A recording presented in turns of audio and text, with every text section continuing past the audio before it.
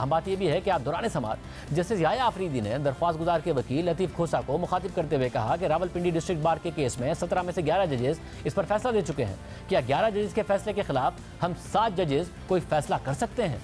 16 दिसंबर 2014 को army public school पर हमले के बाद पार्लियामेंट ने 21वीं आईनी तरमीम मंजूर की, जिसके तहत सिविलियंस के मिलिट्री कोर्ट में ट्रायल की इजाज़त दी गई, मगर फिर इस तरमीम को सुप्रीम कोर्ट में चैलेंज कर दिया गया। मगर अगस्त 2015 को सुप्रीम कोर्ट के 17 में से 11 जजेस ने तरमीम के हक में फैसला दिया, जबकि 6 जजेस, जिनमें जस्टिस काजी फ़ाइज़ ईसा भी शामिल हैं, उन्होंने इख्तिलाफी फैसला दिया। जस्टिस काजी फ़ाइज़ ईसा ने अपने इख्तिलाफी फैसले में लिखा था कि इंसदाद दहशतगर्दी एक्ट 1997 अगर नाफिज हो जाए तो दहशत गर्दी को रोकने में मदद मिलेगी और दहशत गर्दों की सज़ा को भी यकीनी बनाया जा सकेगा। 21वीं तरमीम फ़ौज के जरिए शहरियों के ट्रायल की कोशिश में कामयाब नहीं हुई। फ़ौज, जो कि एग्जीक्यूटिव का एक हिस्सा है, फौजदारी मुकदमात नहीं चला सकती क्योंकि अदालती ताकत सिर्फ अदलिया ही इस्तेमाल कर सकती है। बहरहाल ये बहस जारी है कि जब इंसदाद दहशत गर्दी के सख्त कवानीन और अदालतें मौजूद हैं तो फिर मिलिट्री ट्रायल की ज़रूरत क्यों महसूस हो रही है। इसके अलावा समाअत के आगाज़ में जैसे काजी फ़ाइज़ ईसा ने रिमार्क दी है कि मुझे जो दरख्वास्त रात गए मौसूल हुई उसमें चेयरमैन PTI की भी दरख्वास्त थी, यानी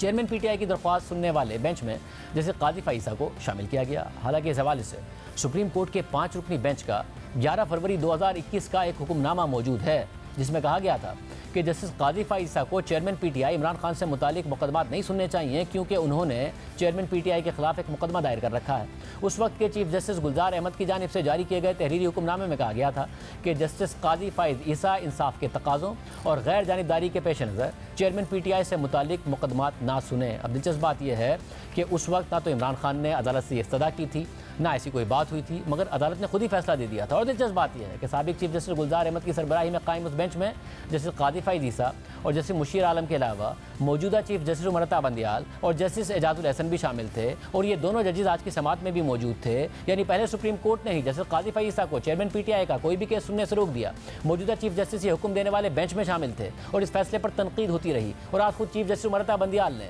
जस्टिस काजी फ़ाइज़ ईसा को एक ऐसे केस की समाअत में शामिल कर लिया जिसमें चेयरमैन PTI दरख्वास्त गुजार है। हालांकि जस्टिस उमरता बंदियाल ने बतौर चीफ जस्टिस किसी अहम मुकदमे में जस्टिस काजी फ़ाइज़ ईसा को अब तक शामिल नहीं किया था।